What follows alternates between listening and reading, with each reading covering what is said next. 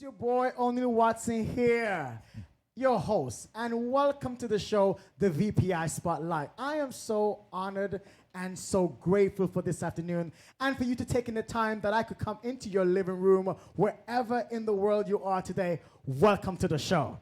Yeah, we're going to have some fun. I'm honored to sit down with an amazing mentor, pastor, preacher, teacher. This man is a living machine word. I don't know what else to call it, but I'm so honored that I could sit with him just a few minutes, a few seconds, and just talk with him a little bit. So I'm going to welcome him to the show. Welcome, Bishop Clive Porter, to the show. God bless you. So how are you doing, sir? Wonderful, wonderful. Yeah? The day I can get to work for the kingdom, I'm doing great. That is good. I know that's what you do. Yes, yes. Let me ask you this question. For the viewers and for those who are asking, and you know, what motivates you to get up in the morning, to do what you do, the passion? What drives you? Actually, what drives me is the people I serve and the mandate of the mission. Mm-hmm. I, without saying it, I am very concerned as to whether or not I am fulfilling the mandate of the mission. Not so much for VPI or a particular church, but whether or not I am fulfilling the mandate Jesus expected. I think that's my great concern, and whether or not people are benefiting or people are being helped by that mandate. Right. I push the question a bit further. I know, we as people sometime, and not just within the church, but outside the church, sometimes we think that pastors are not human beings, just like us. That they don't go through. Right. Right. What keeps you up late at night? Because I know, just like us, we still we think about our bills and all this stuff that need to get done. But as a pastor, you're a human being too. What keeps you up? I think one of the things that concerns me is, and this might shock you, keeps me up wondering how people see themselves in the light of their failures. Okay, a little bit more. Because I think we have projected a Christianity which speaks to a measure of perfection and a point of condemnation to those who would not measure up to that perfection. Our own concept of perfection. And one of my hope is that people will see themselves as individuals who are aspiring to please the Lord, and that they would know that no matter how long they live, there will not be a day in their life that can be referred to as a perfect day. Right. And therefore, they would take time to appreciate the grace of God in that context. I like to sum it up in this way, that as a pastor, I am convinced, and I hold that conclusion, that the pastor has no assignment where there is not failing people. And I wish that people would understand that. Say that line again. Right. Yeah. I really think, I had a conversation with a pastor today, and I don't want to take up much of your time on that, but when you start down this line, and we talked about how people come to the church and come to pastors and come to Christian fraternities in search of help, and because in their failures, they seem not to measure up to our expectation, we turn them away from the church. Now the question is, where would they go for help? And so I get concerned about that.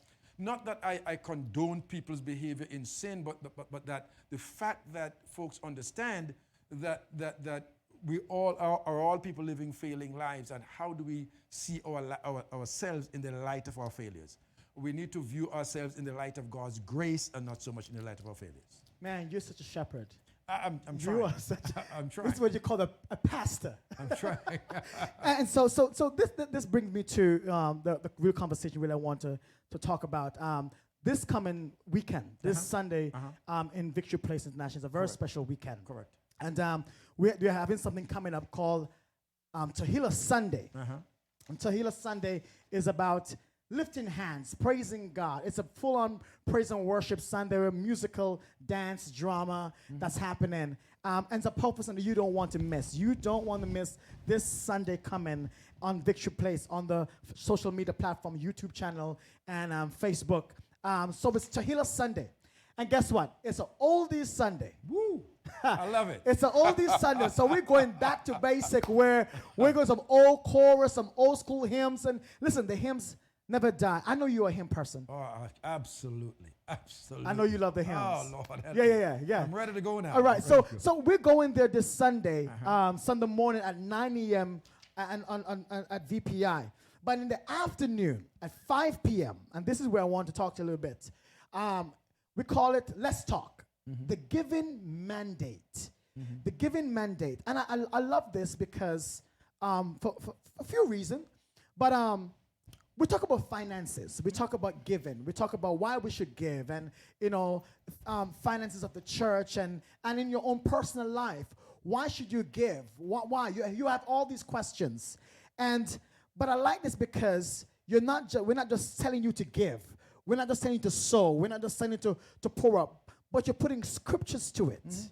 And I think that's where the believers, a matter of fact, not just the church, I think non-believers outside, you go to the barber shop, you hear the questions that you're talking about. You go everywhere and you talk about it. But now you're putting scriptures to it to say why we should, why it's important. So I'll put up a spotlight on that for me of why this coming Sunday evening is important of this discussion, the giving mandate. It is critical, Brother O'Neill. It is rather critical. I think that I want to put it in a number of perspectives without becoming controversial. Right. And I don't think you can discuss scripture without becoming controversial because of the fact that people have their own understanding of scripture. But my thinking is that people have a tendency to celebrate times which presents itself as an opportunity not to give. Okay. I believe that God, being wise in his own way, challenged the believer to an approach to giving, which becomes a worship, but not just worship. But giving is set up by the scripture to speak primarily to the believer's only demonstration or proof of the validity of their Christianity. Okay. That's deep, huh?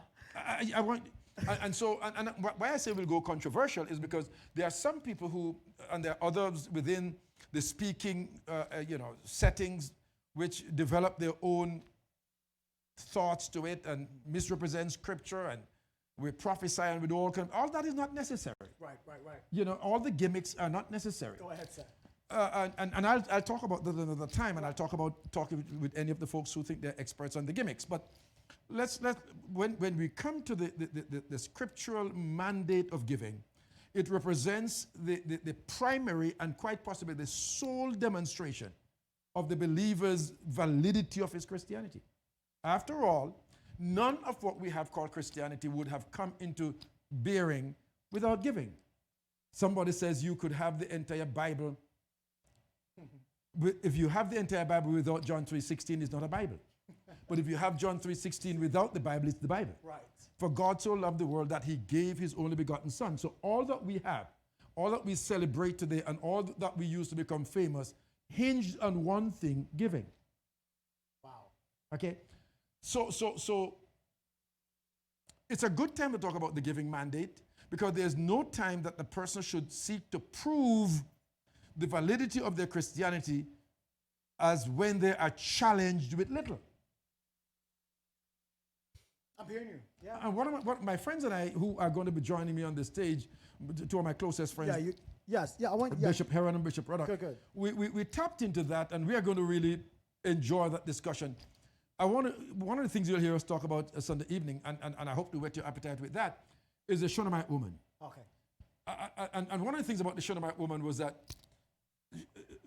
Elisha never ministered to her. She was not a part of Elisha's church. Elisha never had a church. Elisha was moving through doing the will of God, the mandate of God, and what she saw was this man in faithfulness coming through her town. And she said to her husband, I have been watching this man coming through carrying the business of the Lord. I think we should bless this man. Hear what I said. She was not a part of the man's church. I want you to get on to this Sunday. You're getting deep, and I love it, sir. I love where you're going, and that's why you got to come on to hear the rest of it Sunday evening. I need people. I really, you can already feel it on stage. You're right in the studio. I'm telling you, this Sunday evening is so important. I need you to not just within your house, but to share this with your friends and family outside and non-believers. I want people who are outside the church, don't go to a church, but they have questions.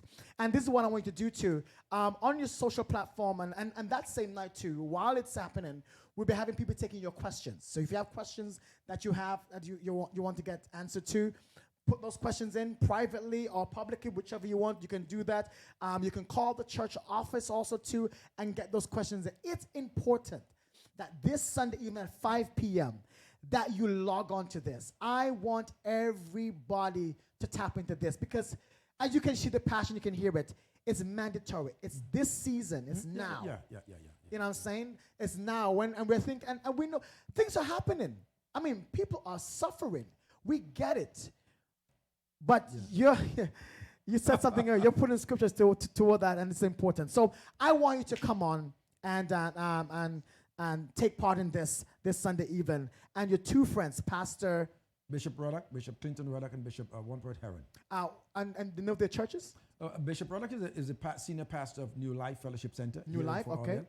And Bishop Heron is a senior pastor for Love Fellowship Church down there in Miami. Awesome. Yeah. So again, this is not just for VPI. This is for churches across the board that needs to, but I need to tap into this. So, Bishop, thank you so much. I'm so glad you say that. Yeah, go ahead. I'm so glad you say that because I want to say to pastors out there that this is not a competition.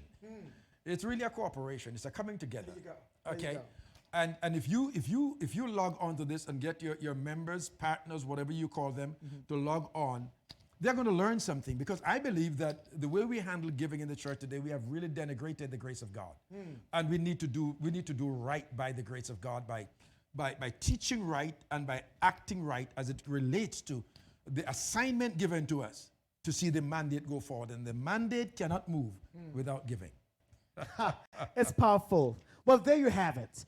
This weekend, this Sunday coming, Sunday morning at 9 a.m. at the Tehillah Sunday. All these Sundays, you want to join at the praise and worship. It's going to be amazing. And then 5 p.m., you want to come back on here. We have a bit of a music going on, a little bit of praise and worship, but mostly the conversation night. Questions, we're talking about it.